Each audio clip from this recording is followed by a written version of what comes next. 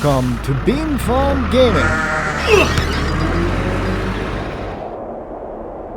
And this is our review of Dungeons and Boobs. I'd like to thank the publisher for providing me a review copy of the game prior to its release. It was developed by pigeondev Game Studio and published by Sometimes You. Sometimes me. For the price of $4.99, but if you jump on the pre-order option right now, you can score 20% off and get it for $3.99. Nice. The publisher of Dungeons and Bombs describes it as a dynamic fusion of classic Sokoban puzzles and Bomberman-inspired games.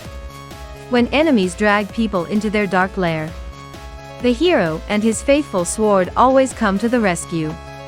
But what if the hero does not have a sword, but a lot of enthusiasm and an endless supply of explosives? Well, bad for them. Go through dark labyrinths and dungeons and try not to blast yourself up. Oh, yapple zapple. The overarching storyline behind the game is a tried but true tale that sounds something like this. 1,000 years ago, there was a flourished kingdom in these lands that was already called the Ancient. Blah blah blah, something about a princess being captured by the forces of darkness for her beard. Now I don't know what a bearded princess has to do with moving a knight through small box-filled mazes, but the guys over at pigeondev must have a sense of humor in there somewhere.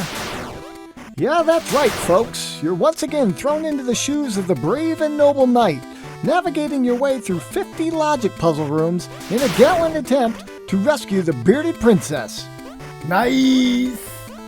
Dungeons and Bombs has not only been given one of the worst naming conventions in recent history, but pairs that with an age-old logic puzzle design and a flat, uninspired 2D pixel art graphic layout that represents level designs with extremely minimal changes in obstacle or enemy placement.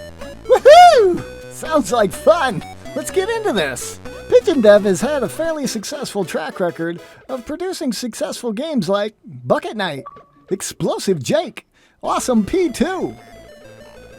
I'd love to say that pigeondev knocked it out again, but let's look at what we're dealing with here. Let's see here, we've got bare bones pixel art graphics, box maze logic puzzles, standardized chipset tunes as background music, rigid tank controls, repeated room designs, enemy types and textures. Awesome! I'm so excited!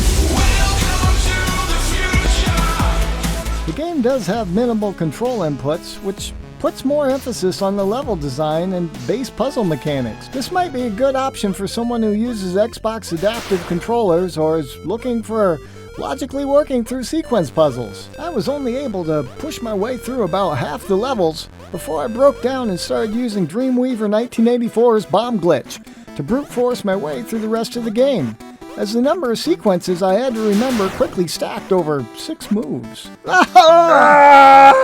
Found a brain buster! Found a brain buster! Dreamweaver's trick basically entails setting a bomb to explode as the timer hits 0. If you do not get hit on your way to the princess, you can squeeze out a few more steps beyond the game clock, which greatly reduces the challenge of running through this game.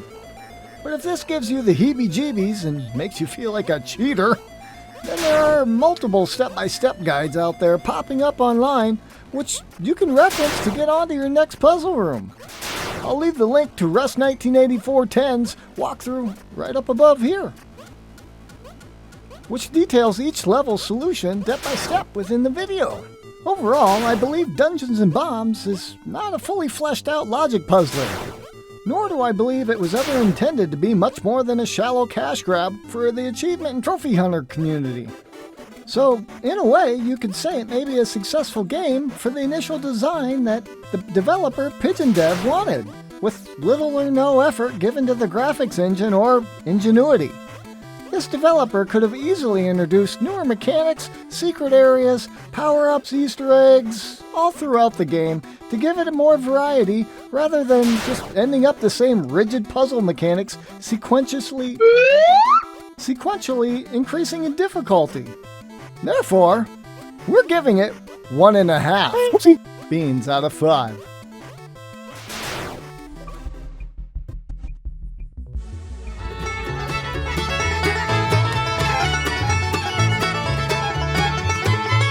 sequentiously